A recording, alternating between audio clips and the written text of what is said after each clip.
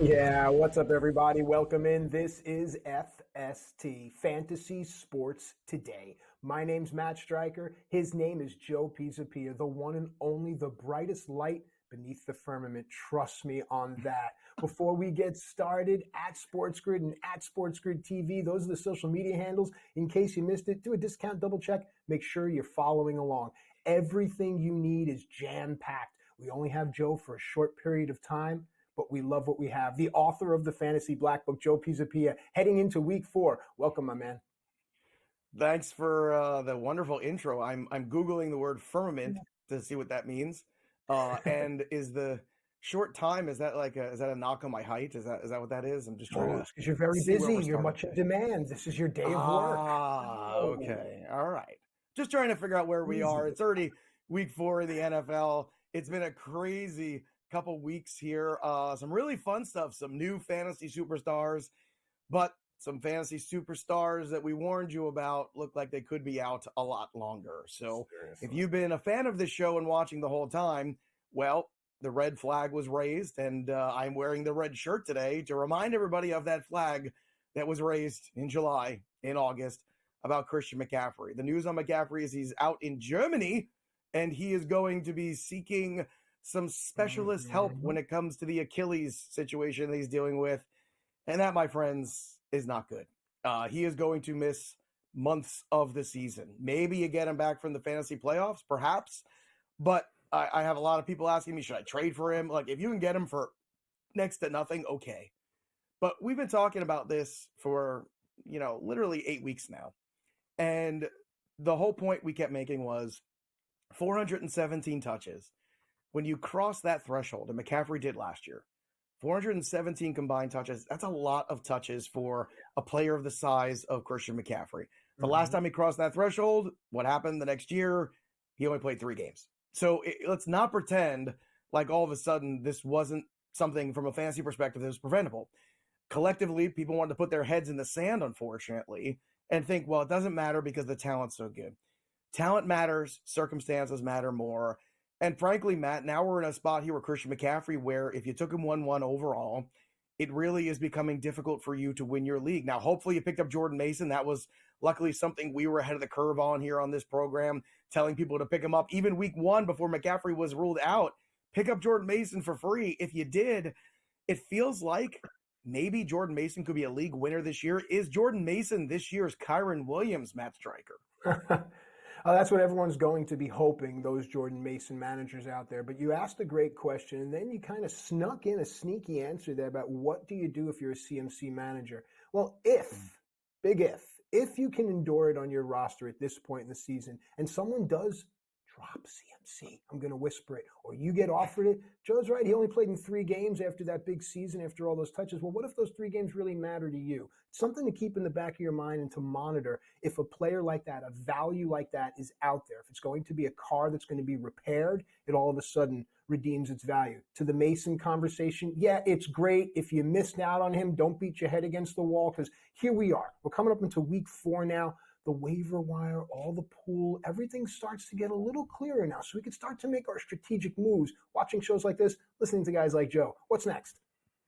Well, what's next is fantasy managers aren't the only people with their backs against the wall. It's also the Cincinnati Bengals. Ooh, we want to go 0-4 to start the season. They get the Panthers on the road today in the, get this, folks, Andy Dalton revenge game.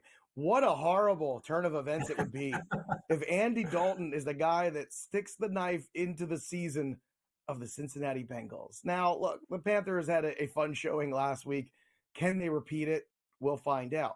But I think the one thing we've learned is Jamar Chase is back. Joe Burrow, from a fantasy perspective, will be fine. It's the defense of the Cincinnati Bengals that is incredibly suspect, especially that secondary. Credit to Jaden Daniels. He looked great. We thought last week would be the coming out party for Jaden Daniels' fantasy value, throwing the football. But we were wrong because we thought it would be in a negative game script where they were behind and having to throw the football. Instead, they came out slinging the football with enormous confidence, which bodes very well for Terry McLaurin, one of our buy lows last week, and some of the other guys on that roster now all of a sudden could be elevated as Jaden Daniels continues to show that he could be one of the next superstars at the position. But the Bengals are in a tough spot right now. It's good for Jamar Chase and Burrow because that defense is going to make that offense continue to have to push the football. But they're in a bad spot here. This is a must-win game for them. Last week was also a must-win game. Unfortunately, they did not show up for that game where they should have. Jordan Love is going to show up today. He is back, which means dust off all of your Christian Watson and Jaden Reed shares. It's time to get excited, folks. But a little bit of hesitation because Brian Flores has that Minnesota Vikings defense playing extremely well. So if you have Jordan Love in a single QB league, I say don't start him today. I think the Geno Smiths of the world and some other quarterbacks that you can make a case for in that fringy QB1 area, Justin Fields, Brock Purdy, even Jared Goff, I would start over Fields. I would start over Jordan Love today just to give yourself a little bit of breath, a little bit of vision, especially against this defense. In Superflex leagues, you might not have that kind of luxury. But where do you stand when it comes to Jordan Love? Throwing him out there in this game after this MCL injury in only a few weeks after. We were talking about it before we came on the air, up front, and this Minnesota defense is tough. Nobody thought they were going to be, but here they are. So why would you risk throwing out Jordan Love there when you've done a serviceable job? Here you are. You're still in the thick of it. It's very early in the season. So from an overall reality standpoint, I'd be cautious there. I know you want to win this game, in division game. Joe and I are also talking about, we'll talk about later on, looking at some of the futures for who's going to win these divisions, trying to place an early wager. And that brings me to my next point. As a wagerer, you want this Packers offense to come back to what it was before Love went down. But we have to be careful. This is a rough week. This is what I call a trap week in the NFL. Everyone's chasing their losses from week 3. I mean, you're smarter maybe to go and put something on Shohei Ohtani. He's chasing a triple crown. This is a trap week. You got to be really careful. And this points to it, Joe. Matt was destined to mention Shohei Ohtani. I'm searching. I can't find a total base prop. Anyone out there, help me out, please. Well, give it some time. You got to make sure he's in the lineup and all that stuff. But maybe they're just adjusting it. Tight end troubles. That's the other big headline. If you look right now at the tight end board, I'm sure it's exactly like you thought it would be, right? You got Dallas Goedert at the top of it, Brock Bowers, Cole Kmet, Isaiah Likely. Those are your top 4 fantasy tight ends, folks, for 2024. Trey McBride is out this week. It has been a very difficult sled for tight ends. Ferguson is 6th overall. Mike Gesicki is 8th. Hunter Henry is 10th. So where is Laporta? Where is Travis Kelce? Well, Travis Kelce today is in Los Angeles. And this could be the make or break game for his season. And I don't want to be hyperbolic, but I can't help it. I'm a fantasy analyst, so sometimes I get hyperbolic. Sometimes I get excited. Travis Kelce's career numbers against the Chargers, 18 games, 100 receptions, 1,200 yards, and 9 touchdowns. Now, I might be living in the past here when it comes to Travis Kelce. That's fair. Perhaps the best days of Travis Kelce are indeed behind him on the gridiron. But if there's going to be a game against a team where he breaks out again, it looks like Travis Kelce. This is it. It's do or die. It's make or break. This is that moment where if you want to buy low, if you want to invest in the wagering market in Travis Kelce because the numbers have hit rock bottom, this is the moment to reinvest. And if it doesn't happen today, I think then, Matt, we can start to have that conversation where maybe this is the swan song for Travis Kelce. And the way his contract is structured, you could see him actually retiring despite the fact that he did have that 2-year extension at the end last year. Hot take from Joey P right there. I'm going to return serve and have a volley with you. Would you stream the Chiefs defense today, considering what's going on up front for the Chargers and protection for Justin Herbert? I would. Between the Herbert injury and the missing tackles, I think the Chiefs defense is a great play today. You can see it priced in that DFS market as such also. So, look, Travis Kelce, Cincinnati Bengals. A lot of folks on notice today. We come back. Who's going to boom in week 4? We'll tell you right after this.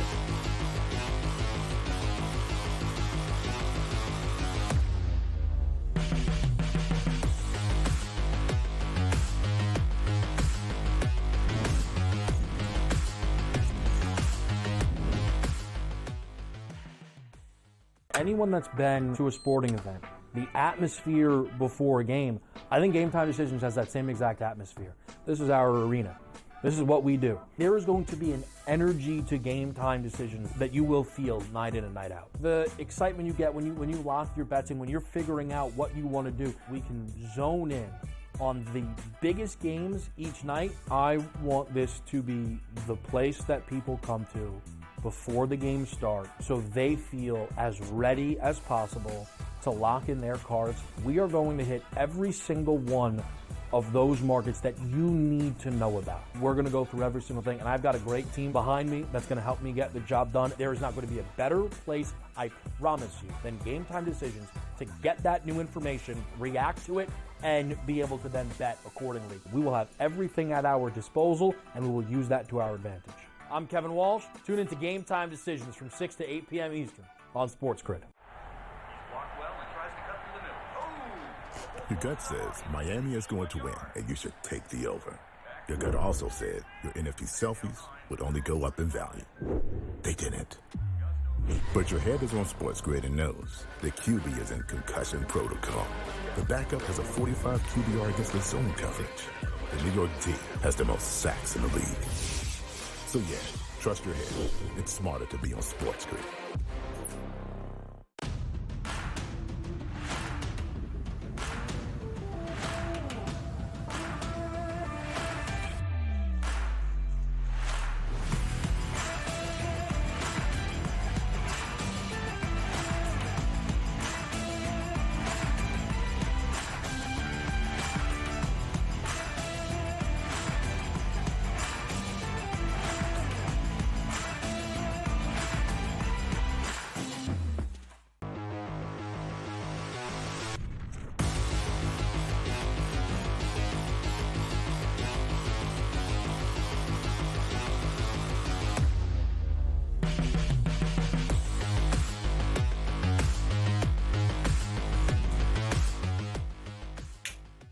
All right, welcome back into FST Fantasy Sports today. Matt and Joe with you here. It's time now for Fantasy Booms ahead of Week 4 in the NFL, whether it's season-long managers, DFS, wagering, all the conversations matter. They help to inform our thoughts. Joe, let's start with some Fantasy Booms here, and let's go to Indianapolis for a quarterback.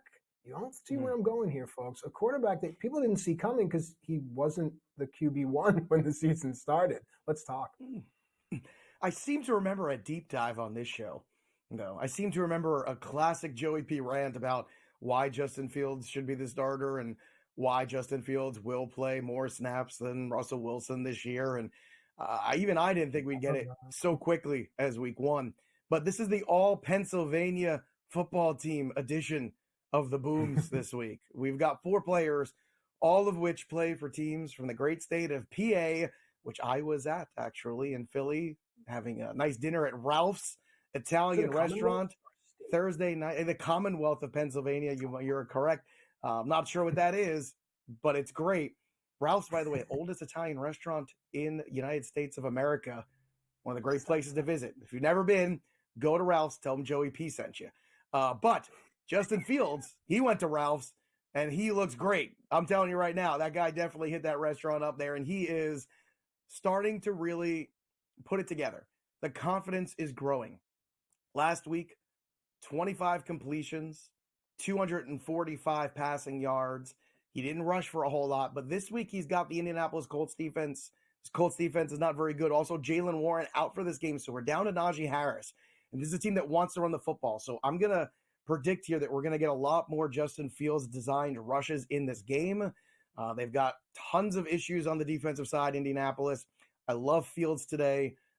Last week, he was the 12th QB in terms of fantasy points.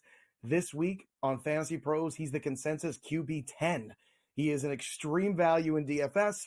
He's a guy that I actually feel better starting over Anthony Richardson this week or Jordan Love this week.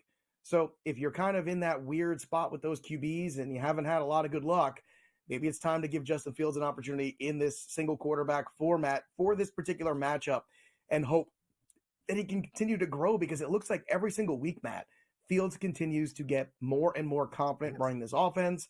And I don't know if Russell Wilson's going to ever see his opportunity here with the Steelers, to be honest. No, listen, it makes Pittsburgh fun. It makes them investable from across every single board on which we cover on this show, from every single one. So actually, that popped into mind right now. I mean, I want to look. Would you advise a Najee Harris anytime touchdown play today? That's the first question. And then talk about Saquon Barkley today. Definitely would. and I would also strongly consider the Justin Fields anytime touchdown. Both of those are in plus money you can get right now. So without a doubt, I would look for those. In fact, I can give you the number real quick on Justin Fields. It's plus 160. You can get that at. So to me, that's a really good number there for a guy that I think is going to have a passing touchdown and a rushing touchdown at minimum today. So I would certainly be looking for him. Justin Fields is in a good spot. Indianapolis Colts have shown you they can't stop anybody. And when you get Fields on that turf too, there's no elements, there's nothing. That's when that speed really could become a problem here for Indianapolis. Yeah, I like it a lot. All right, I mentioned Saquon Barkley, so let's talk about he's at Tampa. And when you look at Tampa as a whole, we were singing their praises, but there are some holes there, and some of it is what they give up to the running back position, usually from the passing perspective. But Barkley's set to have a big day today? He is, by necessity. So Tampa needs to figure out a way to stop this man because they've got no A.J. Brown. They've got no Devonta Smith. It's going to be the Saquon Barkley show. And so far, that show has been number one in the ratings. And I mean number one twice overall in 3 weeks. He's been RB1 week 1, RB1 week 3 overall in fantasy. That's pretty tremendous. Last week, 17 carries for 147, 4 catches. On top of that, he had 2 touchdowns. He got 4 touchdowns on the year. Look, it's going to be a lot of Saquon Barkley today. The question is Tampa ready for it, and can they stop it? He is very expensive in the DFS world. He's at the top of the bar at the running back position, and rightfully so, because all the volume's going to him. He's got enormous touchdown equity. I'm of the mind that I think it's still very investable, but this is a great week for Saquon Barkley, a great week for some of those overs too, in terms of maybe all-purpose yards. That might be the best way to approach him.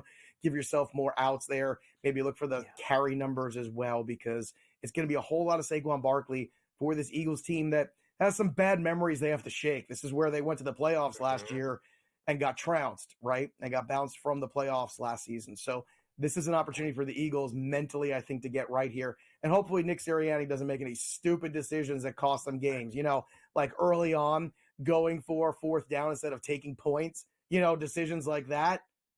Sorry, man. Who would do that? I get a little emotional sometimes. Who would do such a thing in such a situation? Come on. Why would you do such a thing? All right, let's take our emotion and turn it into profit here. We were talking about Justin Fields, how we think he can have a good day considering what's going on with Indianapolis' defense. Let's find the beneficiary of Justin Fields' good play. Who stands out to you on Pittsburgh, outside of Najee Harris?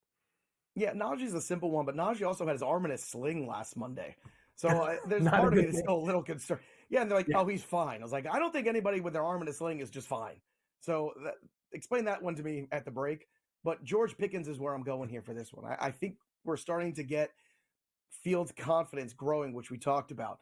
That bodes well for George Pickens. This is a really cheap stack in DFS this week against a weak defense that can allow you to go up to Saquon Barkley, allow you to go up the defense board or wherever you want to go at some other positions. So I think Pickens is in a really good spot here. Good corner matchup.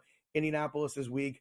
Pickens is kind of the guy clearly in that offense. And again, when you take a player like Jaylen Warren out, there's more targets to go around.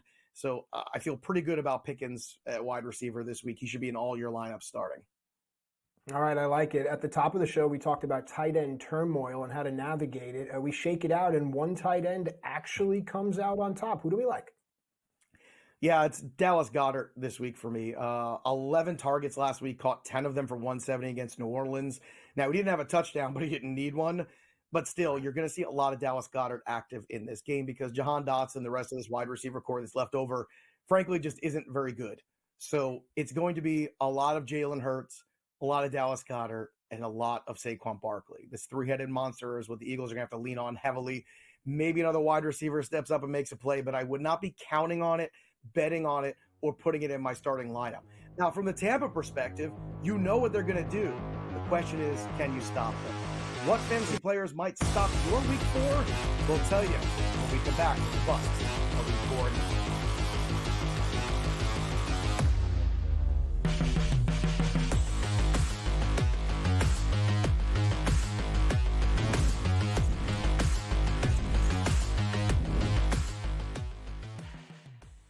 4. Anyone that's been to a sporting event, the atmosphere before a game, I think Game Time Decisions has that same exact atmosphere. This is our arena. This is what we do. There is going to be an energy to game time decisions that you will feel night in and night out. The excitement you get when you lock your bets in, when you're figuring out what you want to do, we can zone in on the biggest games each night. I want this to be the place that people come to before the games start so they feel as ready as possible to lock in their cards. We are going to hit every single one of those markets that you need to know about. We're going to go through every single thing, and I've got a great team behind me that's going to help me get the job done. There is not going to be a better place, I promise you, than Game Time Decisions to get that new information, react to it, and be able to then bet accordingly. We will have everything at our disposal, and we will use that to our advantage. I'm Kevin Walsh. Tune into Game Time Decisions from 6 to 8 p.m. Eastern on SportsGrid. Your gut says Miami is going to win, and you should take the over. Your gut also said your NFT selfies would only go up in value. They didn't. But your head is on SportsGrid and knows the QB is in concussion protocol. The backup has a 45 QBR against the zone coverage. The New York D has the most sacks in the league. So yeah, trust your head. It's smarter to be on SportsGrid.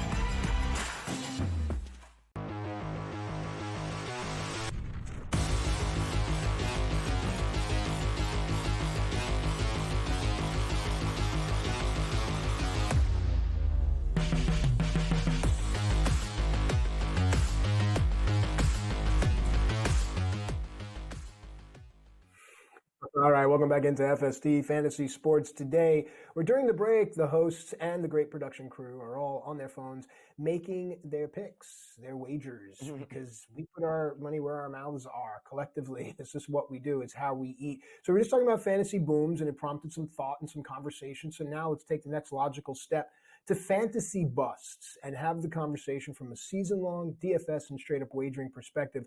Let's talk about these here New York Jets. These here New York Jets playing the Denver Broncos. I know a recency bias. We'll see something coming in on the handle for Denver, but you see there's a particular player that may suffer here in this game, and there's a reason. Yeah, look, it's been a slow start to the season for Garrett Wilson already. He is only at wide receiver 15 overall on the season, and that's not really, necessarily where you want him to be this week when you're looking at things. And so far in terms of fantasy points, he is wide receiver 35. So what's happening? Well, this week what's happening is Patrick Surtain is going to send him to the shadow realm. And if you don't believe me, just listen to this. DK Metcalf, George Pickens, and Mike Evans have combined for just 75 scoreless yards in their meetings so far combined with Patrick Surtain. He's been that good. So you have to temper your expectations. Now, I'm not saying you take Garrett Wilson out of your lineup, but this week he's more like a wide receiver 3 than a 1. So what the ramifications from this? So let's look at this from the hyper focus, right? Week 1, okay, you're seeing him finally start to ramp up with Aaron Rodgers maybe by the end of that game. You're going to get Garrett Wilson and Aaron Rodgers eventually getting on track together. This week, probably not that week. So there's an opportunity to trade for Garrett Wilson after this week. Keep that in mind in your fantasy leagues. Don't be discouraged by the fact that he's got a really tough matchup here. And if you look forward and look ahead after this, Minnesota, tough defense also, but then Buffalo, Houston later on, another tough matchup there. But as you get to the second half, Arizona, Indianapolis, Miami, Jacksonville, right? That stretch run for Garrett Wilson looks really good. So Garrett Wilson should be on your trade radars right now, and I would keep him on there, not today, but after this week, I think the value takes another hit. The other thing to hyper-focus on, too, is if Garrett Wilson is not great in this game today, they got to generate offense somewhere else. Maybe look at some Allen Lazard props, dare I say, where they're going to look to move the football somewhere else. Look at Braylon Allen and Breece Hall. Look for some of the overs there. Those guys are going to get worked in heavily. I think you beat Denver on the ground, and you take your shots in the air sparingly. But look for a down week from Garrett Wilson. So far, Surtain has just been that good. All right, good advice as always from Joe Pisapia. All right, let's talk about some ground games here. Let's go to Las Vegas and talk about their backfield against the Cleveland defense. Yeah, look, Zamir White has been disappointing. I'll take the L on this. He is a guy that I thought was going to get all the carries, be in a good spot here. But unfortunately, it just hasn't been the case. And if you look so far at the volume, too, where are these 20 carries that we were promised? We haven't gotten them. 13 attempts, 9 attempts, 10 attempts. Right now, he is RB 49. And we're in a situation this week where there's a chance we could see a change of quarterback where Gardner Minshew maybe gets replaced already by Aiden O'Connell, which is pretty much the Spider-Man meme of the two Spider-Mans just pointing at each other. It's the same guy. I don't know if it's any different. And now you're taking Devontae Adams out of this offense today because he's out. So that means a lot of stacked boxes. Not a good situation for a breakout from Zamir White. All right, let's move on and talk quarterback here because a contrarian play to what we were talking about earlier in the show would be to lean on this quarterback and his team to upset the Steelers. Joe?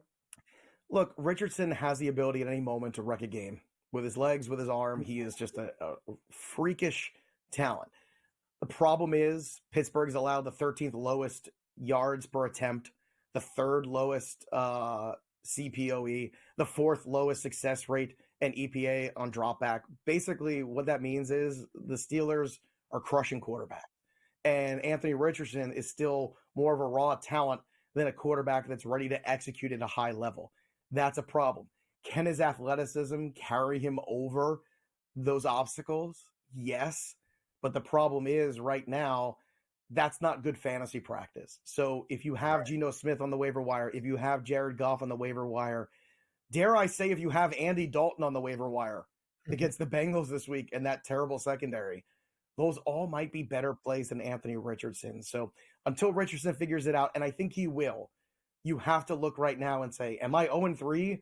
Can I live another week here with Anthony Richardson maybe figuring it out against the Steelers? Probably not. And TJ Watt has been absolutely tremendous. So I think what you want to do is hope for the best, bench him until further notice, and maybe at some point Richardson can put it all together. But this week, I'm starting somebody else at QB. We return and look at the DFS board right here on FSD.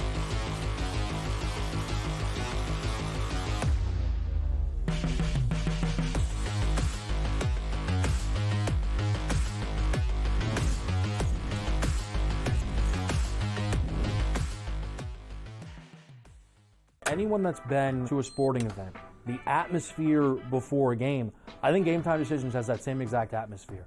This is our arena. This is what we do. There is going to be an energy to Game Time Decisions that you will feel night in and night out. The excitement you get when you lock your bets in, when you're figuring out what you want to do, we can zone in on the biggest games each night. I want this to be the place that people come to before the game starts so they feel as ready as possible to lock in their cards. We are going to hit every single one of those markets that you need to know about. We're going to go through every single thing, and I've got a great team behind me that's going to help me get the job done. There is not going to be a better place, I promise you, than Game Time Decisions to get that new information, react to it, and be able to then bet accordingly. We will have everything at our disposal, and we will use that to our advantage. I'm Kevin Walsh. Tune into Game Time Decisions from 6 to 8 p.m. Eastern on SportsGrid. Your gut says Miami is going to win, and you should take the over. Your gut also said your NFT selfies would only go up in value. They didn't. But your head is on SportsGrid and knows the QB is in concussion protocol. The backup has a 45 QBR against the zone coverage. The New York D has the most sacks in the league. So yeah, trust your head. It's smarter to be on SportsGrid.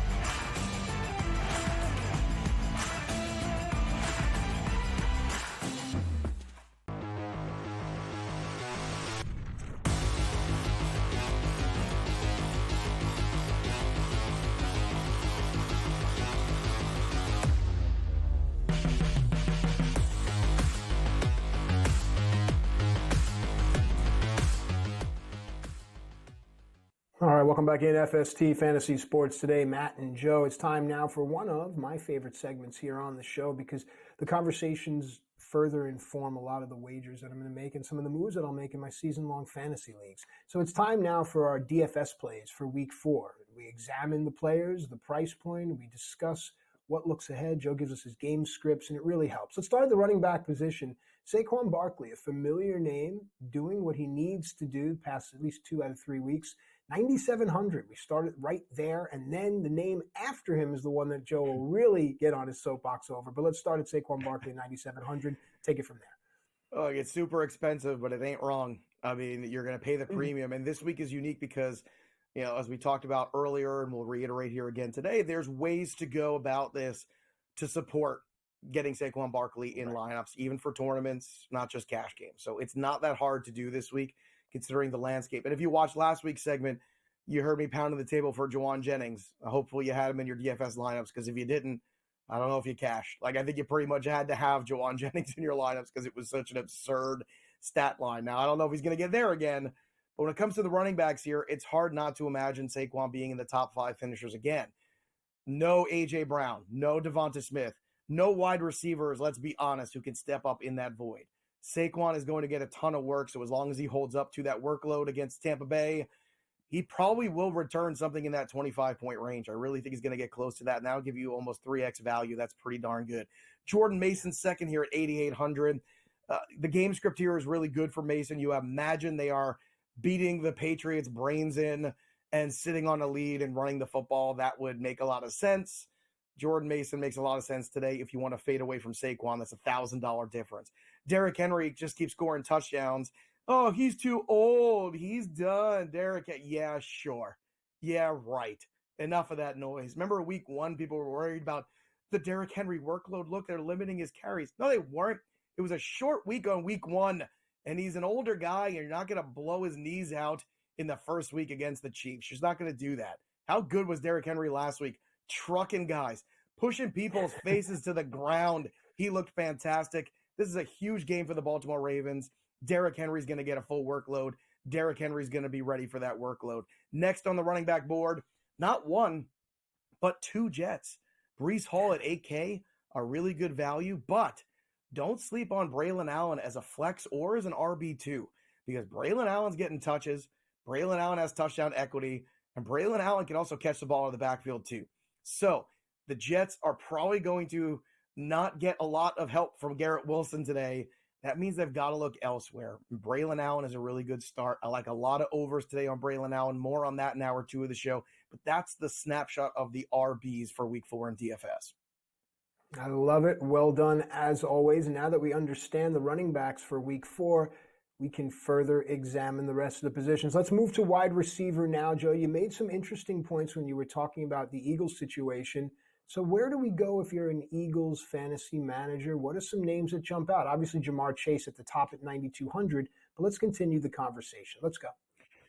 Yeah, look, last week was tremendous for Jamar Chase, right? 118 receiving yards, 2 touchdowns. I mean, that's the breakout game we all wanted. And what's good now is that all of a sudden, maybe Carolina is competitive. So that's great. That means you have to keep pushing the football. That's good news for Chase. If I had to spend up on one player, though, I think I would still prefer Barkley, just saying, with the way things have gone for the Bengals. And if you are going to fade Barkley, then Chase is probably the way I would go. Minus 110 for the touchdown. So Vegas is telling you the touchdown equity today is huge against the Carolina Panthers. Rashee Rice is cheaper, also has extreme touchdown equity. Although if this is the Travis Kelce quote-unquote game, is there enough for everybody? Yes, I think there is against the Chargers, especially with Derwin James, the safety, out for this one. Chris Godwin might be the best value on the board. We were a little concerned during the week, some limited practices, but he is a full go here for this game against the Eagles secondary that's not good. Chris Godwin has a touchdown in all 3 games he's played this year. So Godwin at 7,300 is a tremendous value today. Juwan Jennings, I'm going right back there. Now, Debo's playing. That's good, actually, for Juwan Jennings, because that means that you're probably going to get Christian Gonzalez shadowing Debo. And that means that Juwan Jennings is free to run amok again, and the Patriots struggle at times with that. You saw him just DK Metcalf getting open and everybody getting open a couple weeks ago. And then Terry McLaurin, our mindful breakout last week that we really wanted to see finally step up, did. And it's a great game with a high total here against the Arizona Cardinals. Just 6,500 for McLaurin. The confidence between Jaden Daniels and McLaurin, especially towards the end of that game and that big touchdown at the end, that's what you wanted to see. Where now the fear is gone. Jaden Daniels is ready to start throwing footballs all over creation. And that's a great thing for Terry McLaurin's value. So if you bought low, great. If you held strong, I think you're going to be pleasantly surprised rest of season starting today with another great matchup here for Daniels and the Washington Commanders. All right, let's move to the quarterback position where Jaden Daniels is priced at 8,200. There's 3 quarterbacks above him, and everyone can pretty much guess who they are. Well, actually, I don't know. Maybe the third one might fall off the tip of people's tongues, but it's Josh Allen and Lamar Jackson at the top. Joe, I'll let you take it from there. Yeah, look, these guys control the scoring in their offense, so it makes a lot of sense to look at them and say, okay, well, this is prime matchup, marquee matchup. You know, Josh Allen, especially, you can run him by himself because you just don't know where the football's going. And that's a good thing for Josh Allen. I think you've seen him play much better when he's just in control of the offense and not thinking about, oh, I need to get the football to this person. And it seems like a different version of Josh Allen. And that MVP number has moved considerably in his favor. More on that to come in hour 2, because this might be the prime time to be betting that, regardless of the outcome of this week's matchup. But those 2 guys at the top certainly make a lot of sense. I want to keep pivoting down, though. Kyler Murray and Jaden Daniels are going to come back to this matchup. When you have matchups, the total is above 50. That's where you want to be investing in your quarterbacks. And Kyler Murray, Jaden Daniels, both have rushing equity, both have touchdown equity, both control all the scoring in their offense. So rather than go up to the Lamars and Josh Allens of the world, I think it's probably a smarter pivot to look downward to the Daniels, to the Murrays, and see if you can get those guys in and save yourself $1,000 and potentially spend that and spread that around the rest of your lineup. I think that's a better practice. And if you want to go even further, Justin Fields, he's a top 10 quarterback this week on Fantasy Pros for the rankings and the expert consensus ranks. At 6,800, you can pair him with Pickens, or you could put it with Najee Harris, either one of those 2 ways. And I think you're in a really good spot potentially. So that's another good pivot point where this week, I think you can fade the top of the quarterback position in favor of some of those bigger guys at running back and wide receiver. I'd rather have Chase. I'd rather have Barkley, and then make do with Daniels or Fields. I think that's a much better path to victory this week. All right, let's spend some time talking about the tight ends. You alluded to it at the top of the show, I believe, and now here we are. Let's talk about Dallas Goedert at the top of the list of 7,500, and then we'll talk about if Travis Kelce is worth the 7,100 price tag today. Joe? Yeah, I think that's what's so telling is he's still at 7,100, Travis Kelce. Of course. So that tells you that Vegas understands the numbers. They understand that, you know, the noise has been chirping.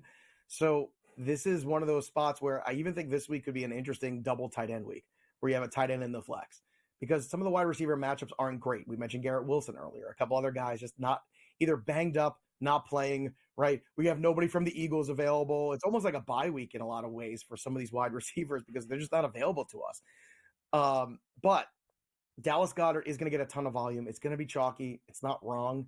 It's just going to be very chalky. So you have to understand that. Travis Kelce, I don't think will be because of the price and because of the performance. That makes him fascinating in tournaments this week, and I have shares, so I'm going to go down with that ship. If you want to come down with me, stamp your passport. Let's go. Brock Bowers with Devontae Adams out too, would imagine he would see a bigger workload. He's a really good investment as a flex or tight end play.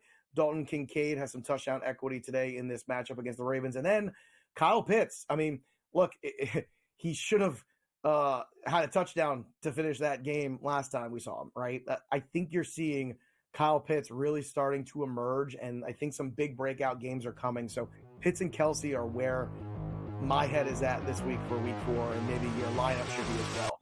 Let's make some trades, Matt, when we return on SportsGrid.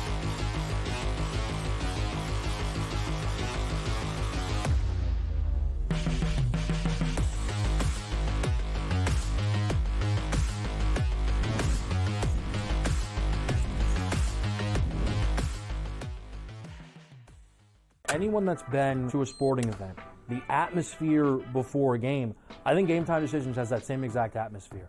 This is our arena. This is what we do. There is going to be an energy to Game Time Decisions that you will feel night in and night out. The excitement you get when you lock your bets in, when you're figuring out what you want to do, we can zone in on the biggest games each night, I want this to be the place that people come to before the game starts so they feel as ready as possible to lock in their cards. We are going to hit every single one of those markets that you need to know about. We're going to go through every single thing, and I've got a great team behind me that's going to help me get the job done. There is not going to be a better place, I promise you, than Game Time Decisions to get that new information, react to it, and be able to then bet accordingly. We will have everything at our disposal, and we will use that to our advantage. I'm Kevin Walsh. Tune into Game Time Decisions from 6 to 8 p.m. Eastern on SportsGrid.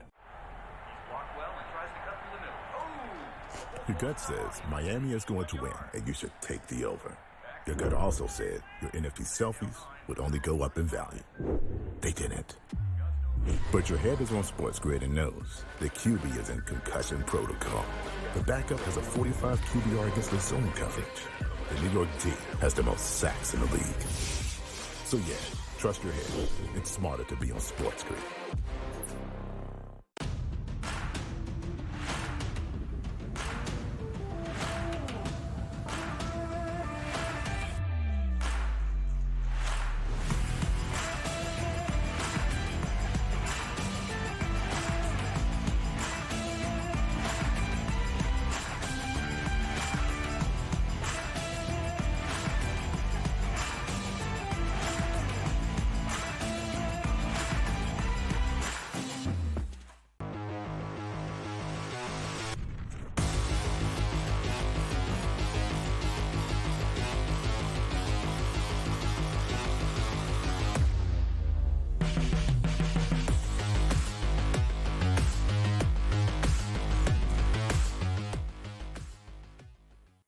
All right, welcome back into FST Fantasy Sports. Today, it's time now for FST Buy Low, Sell High. And quick note, there was a vote. Joe and a few guys behind the glass wanted to call this segment It's Trading Men. Hallelujah. They had a whole draft of football players falling. That's good. Of I like course, it was vetoed. No. Buy low, sell high makes much more sense. Let's go. Where are we buying? Well, look, we're sticking with the theme today. And the theme is Travis Kelce. I mean, this is just where we're at. So Travis Kelce, statistically speaking, has been a massive disappointment. He is tight end 24 after 3 weeks. Stat line for him, 8 receptions on 12 targets for 69 yards. That looks like a game for Travis Kelce of old, but instead that's pretty much the month of September. What does that mean? Well, maybe Travis Kelce at this stage of his career is done. He's 35 years old.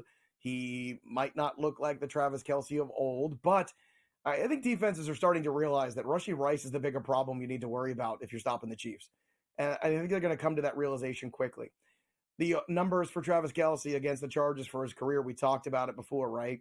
18 games, 100 receptions, 8 touchdowns. I mean, this is a team where Travis Kelce typically feasts against the Chargers, and especially the Los Angeles Chargers in the last couple years. Now, if it doesn't happen today, then perhaps we can really start to have that conversation. This could just be a veteran just trying to shake the dust off. And I know he's got a lot of other interests. We see him doing TV shows. We see him doing podcasts. And there's a lot of chatter about, oh, Travis Kelce didn't prepare enough. And look, Travis Kelce's a professional. I think it's a big load of nonsense. I think he's had some bad games. I think he's had some double coverage. Is he the same player he was 5 years ago? No. Only Matt Striker gets better with age. Everybody else tends to decline. But with Travis Kelce, you have nothing to lose because tight end has been so bad that if you roll this dice today, make that trade, and today's the breakout game, all of a sudden you have a top 5 tight end the rest of season.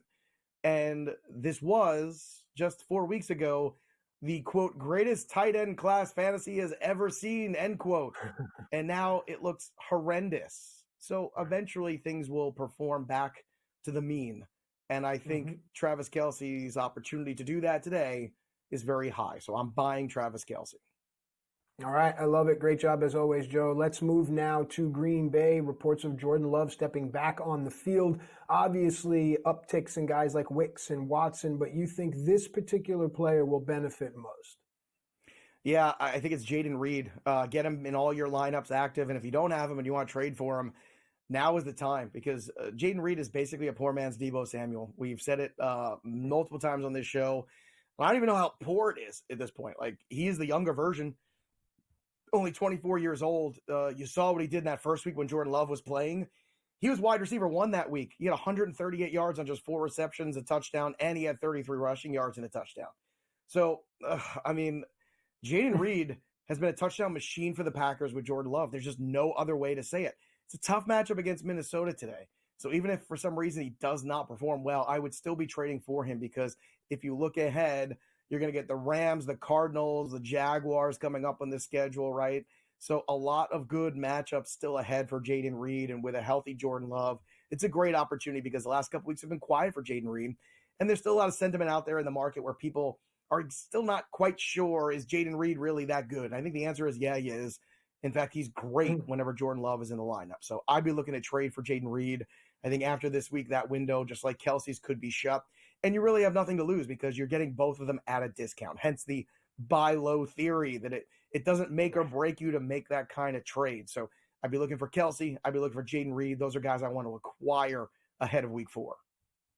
All right, I like it, but in order for buyers to thrive, there need to be sellers. Let's shift our focus now to my wife's favorite store, Facebook Marketplace. Yeah. Let's see what we can find here, and let's see who's for sale. Let's go out to the Chargers and look around, maybe in their backfield. Oh, what a nice cheap dresser. Oh, geez. All we have to do is possibly get murdered trying to pick it up. Yep. Terrifying. Yep, there's a story. I've got one. You want to write. Listen, you want to make some money on a new horror movie? Facebook Marketplace. That's the trailer. Oh, honey, look, free dresser. Look right here. It's I'll in be back town. in 10 minutes. I'm taking the truck. My See God, the clock Matt never move. Next thing you returned. know, it's 1 a.m. Terrifying. Oh, Joe, we got something Terrifying. going. All right, let's J.K. Dobbins might be terrifying as well in week 4. See, we transitioned out of it. Everybody thought we were going for the nosedive. It did not happen. We pulled out of it. J.K. Dobbins, not 1 but 2 tackles missing, a hurt quarterback, a Chiefs defense. It's still a crowded backfield there. It's still not completely his. I understand, you feel like the smartest person in the room because you drafted J.K. Dobbins, or, you have J.K. Dobbins shares because you picked him up off the waiver wire. And that's cool, except for the fact, you do have to keep in mind that he had that back-to-back 100-yard rushes, huge weeks there. And then against that Pittsburgh defense, it came crashing down last week, right? 15 carries for 44. The injuries, not a good situation here on that offensive line. Kansas City, again, negative game script here. You would imagine Casey is ahead. So this might be a week to get out from here. And look, if you could move J.K. Dobbins for Jayden Reed, I'd rather have Jayden Reed rest of season. Very easy sell right there. All right, now in this Facebook Marketplace movie that we write, can this next tight end be the antagonist? Maybe he's the guy that has, why is it my wife? The wife. Actually, no, make it the husband. Has the husband locked up somewhere, this next tight end. Just imagine him in the role. Yeah, free children's toys, but they're all cursed. And you bring them home, and then they come to life. I mean, the possibilities are endless for the terrifying film to be made called Facebook Marketplace. On the line, by the way. Dallas Goedert should be terrifying for the Buccaneers today. Again, pulled it out. So talented. We are the A team here. We are professionals. Dallas Goedert last week, unbelievable. This week could be unbelievable again. But then the bye's coming. And then eventually, A.J. Brown will be back. Devonta Smith will be back. And he'll go to the 4th guy in this pecking order behind Saquon Barkley too. And when he fades back into oblivion, you'll say, man, I missed that window to trade Dallas Goedert. And I think that's something you really have to keep in mind right now, is this is the peak Dallas Goedert value. It might get better this week, but then you have to have that hard conversation is what does the next 6 weeks look like? And it probably looks a lot like Dallas Goedert as tight end 10, 11, 12 as opposed to 1, 2, 3. That's just the hard lesson. Sometimes you're going to have to make those tough decisions, like whether or not to go to someone's lawn to pick up something for free. We return a deep dive on Trevor Lawrence.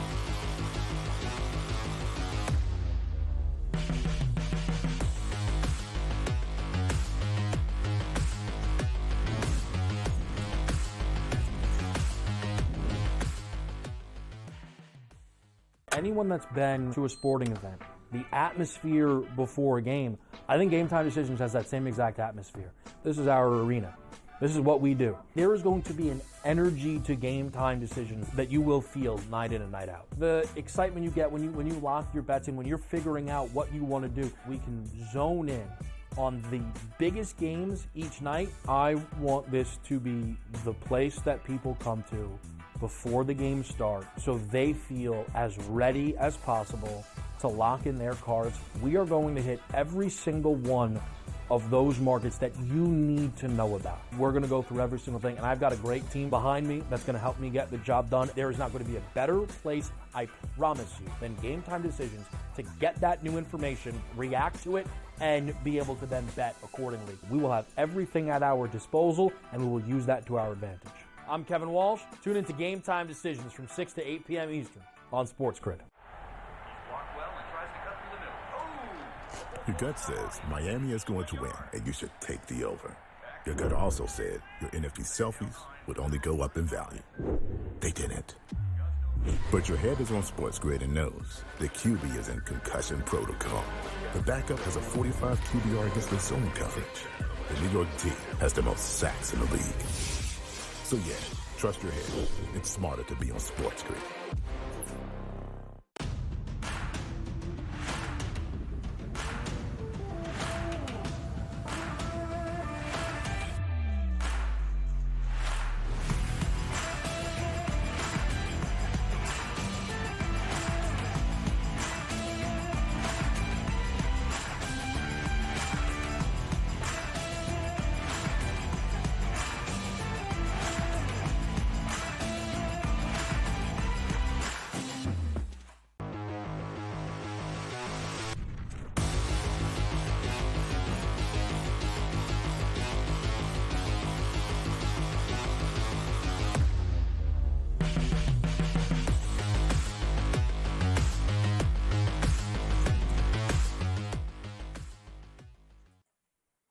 All right, welcome back into FST Fantasy Sports Today. Matt Striker and Joe Pisapia with you here, giving you everything you need in order to dominate Week 4. Now, oftentimes on this show, we joke around a lot about Giants quarterback Daniel Jones. One of the running gags here around the studio is always playing the interception prop for Daniel Jones, right? Ha, ha, ha.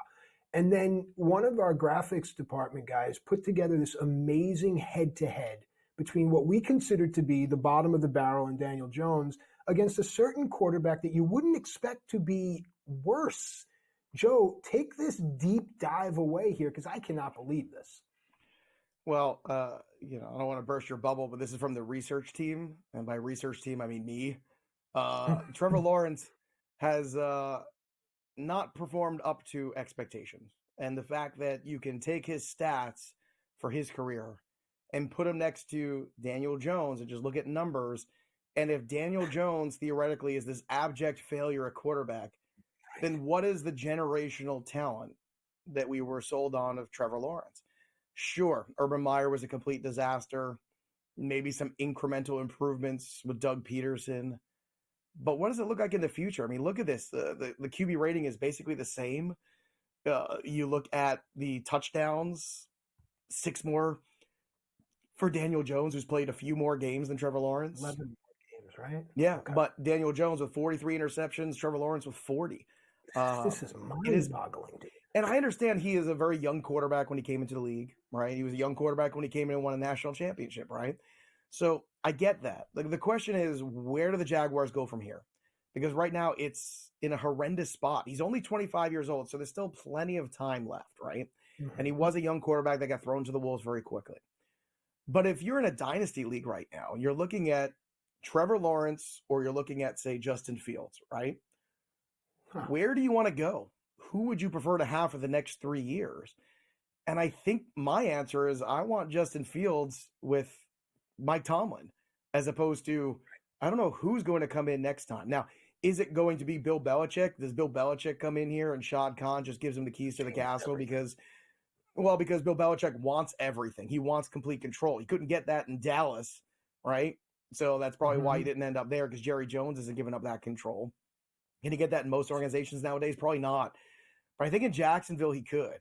But the question is, we saw towards the end there with Belichick, his inability to bring in the right offensive people to help Mac Jones and how that completely disintegrated. Mac Jones' worst nightmare, too, playing backup quarterback for the Jaguars to see Bill Belichick come back into town, I imagine. But Trevor Lawrence is the topic here. And so far, drafting Brian Thomas looks like a good move.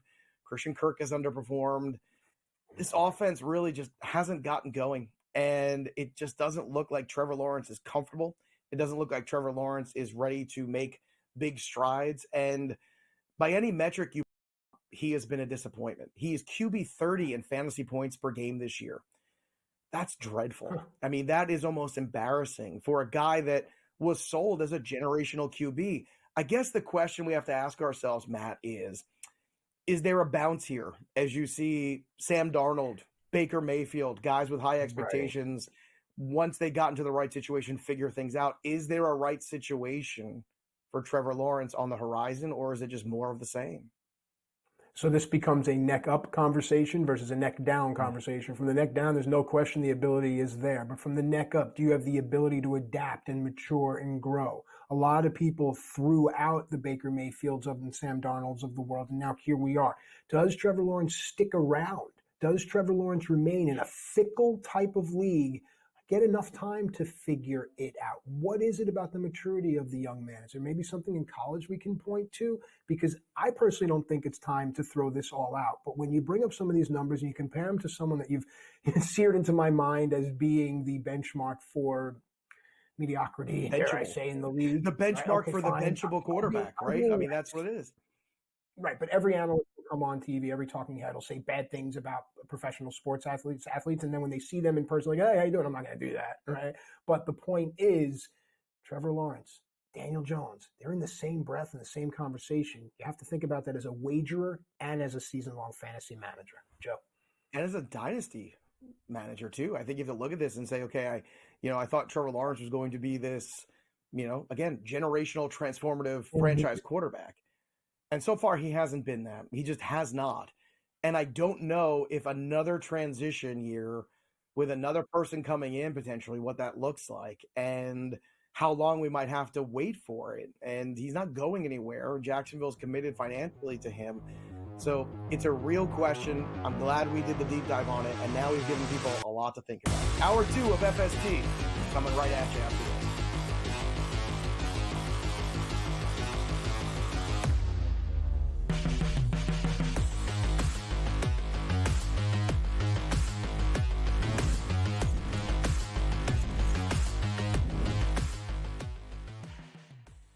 Anyone that's been to a sporting event, the atmosphere before a game, I think Game Time Decisions has that same exact atmosphere. This is our arena.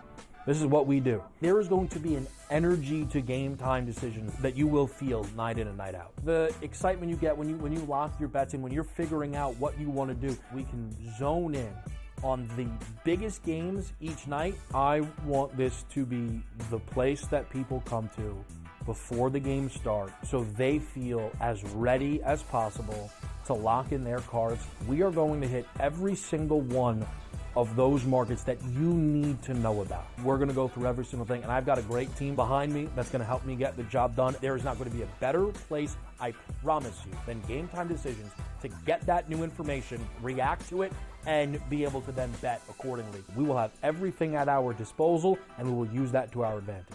I'm Kevin Walsh. Tune into Game Time Decisions from 6 to 8 p.m. Eastern on SportsGrid.